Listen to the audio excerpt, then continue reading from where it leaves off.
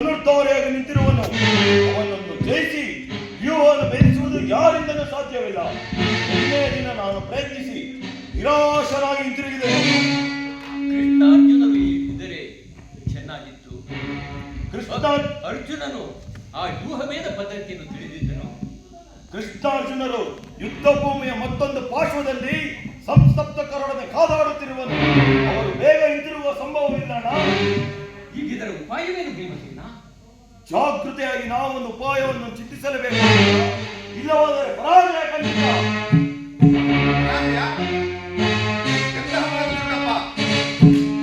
ನಿನ್ನ ಕೈಯಲ್ಲಿ ಗದೆ ಇರುವಾಗ ನನ್ನ ಪೂಜ್ಯ ತಂದೆಯ ಕಪಿಧ್ವಜವು ಯುದ್ಧ ಭೂಮಿಯಲ್ಲಿ ಹಾರಾಡುತ್ತಿರುವಾಗ ಈ ಪಾಂಡವರಿಗೆ ಅರ್ಪಸೇವೆ. ಈಗ ನಮ್ಮ ಒದಗಿರುವಂತಹ ಆಪತ್ತಾದರೂ ಈಗ ದೊಡ್ಡಪ್ಪ.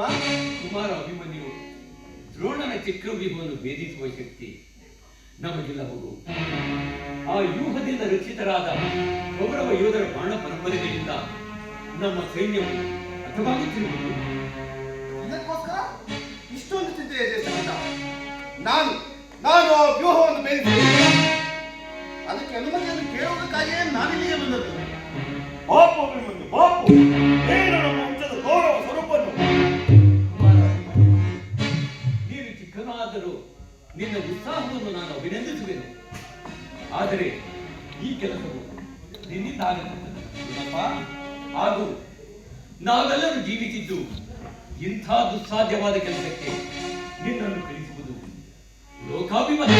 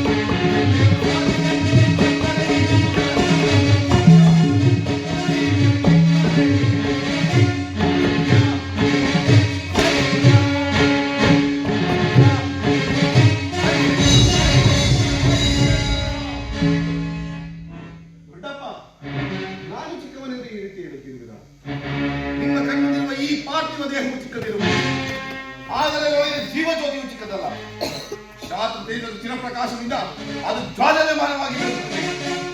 ಸಾಹಸದ ಪ್ರಭಾವ ಪ್ರತಿಬಿಂಬಿತವಾಗಿ ವಿಜೃಂಭಿಸುತ್ತಿದೆ. ಅದು ತನ್ನ ಮಹತ್ ಪ್ರಕಾಶದಿಂದ ಕುರುಕ್ಷೇತ್ರವನ್ನು ಬೆಳಗಲು ಅವಕಾಶ ಮಾಡಿಕೊಡಿ. ನನ್ನನ್ನು ಮಗನನ್ನಾಗಿ ಪಡೆದ ಧನಂಜಯನು ಅಭಿಮಾನದಿಂದ ತಲೆದೂಗಲಿ. ವೀರ ಪ್ರಥಮವಾದ ಸುಭದ್ರೆಯು ಆನಂದಾಶ್ರಗಳನ್ನು ಸುರಿಸಲಿ. ಯೋಗ್ಯಾವರಸವು ದೊರೆತಾಗ ಧೈರ್ಯದಿಂದ ಹೋರಾಡಿ ಕೀರ್ತಿಶಾಲಿಯಾಗುವುದೇ ಶಾಂತಧರ್ಮದ ನಿಯಮ. ಶತ್ರು ಸಂಹಾರಕ್ಕಾಗಿ ಹಿಡಿದ ಖಡ್ಗದಿಂದ ಅಡಿಗೆ ಮನೆ ಕಾಯಿ ಪಲ್ಯಗಳನ್ನು ಕತ್ತರಿಸುತ್ತಾ ಕುಳಿತುಕೊಳ್ಳುವುದಕ್ಕಲ್ಲ. ದೊಡ್ಡಪ್ಪ, ನಾನು ತಾಯಿಯ ಗರ್ಭದಲ್ಲಿದ್ದಾಗಲೇ ಆ ವ್ಯೂಹವನ್ನು ಭೇದಿಸುವ ಉಪಾಯವನ್ನು ತಿಳಿದುದು. ಈಗ ಅದರ ಉಪಯೋಗಕ್ಕೆ ಅವಕಾಶವು ದೊರೆತಿರುವುದು. ಅದನ್ನು ವ್ಯಕ್ತ ಮಾಡಬೇಡ ತಂದೆ. ನನಗೆ ಅನುಮತಿಯನ್ನು ಕೊಡಿ. ಆಗ ತಿಳಿಯುವಿರಿ ಪಾರ್ಥನ ಮಗನ ಪರಾಕ್ರಮಶಾಲಿ ಅಭಿಮನ್ಯುವಿನ ಪ್ರಾರ್ಥನೆಯನ್ನು ನಿರಾಕರಿಸಬೇಡ. ಈ ವೀರ ಬಾಲಕನ ಉಚ್ಚಾಜ್ಞೆಯ ಮೇಲೆ ಜಲಚ್ಛೇದನವಾಗದೆ ನಾನು ಸೈನ್ಯವೆಲ್ಲವನ್ನು ತೆಗೆದುಕೊಂಡು ಅಭಿಮನ್ಯುವಿನ ಸಹಾಯಕನಾಗಿ ನಿಲ್ಲುವೆನು. ಅಭಿಮನ್ಯು ವ್ಯೂಹವನ್ನು ಬೇರಿಸಿದೊಡನೆ ನಾವೆಲ್ಲರೂ ಒಳಗೆ ನುಗ್ಗಿ ಭಿನ್ನವಾಗಿರುವೆವು. ಅನಿರೀಕ್ಷಿತವಾಗಿ ಒದಗಿದ ಈ ಸಹಾಯವನ್ನು ಬಿಡುವುದು ಉಚಿತವಲ್ಲ.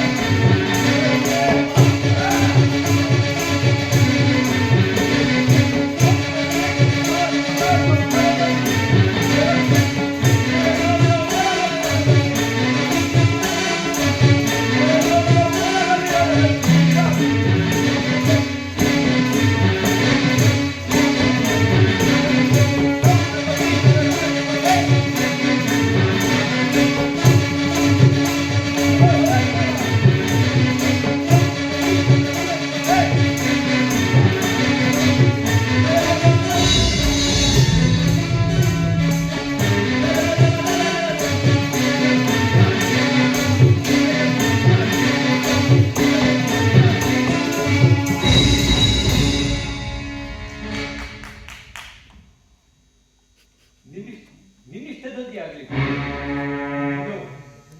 ಈ ಪ್ರಿಯ ಬಾಲಕನ ಪ್ರಾಣವನ್ನು ನಿನ್ನ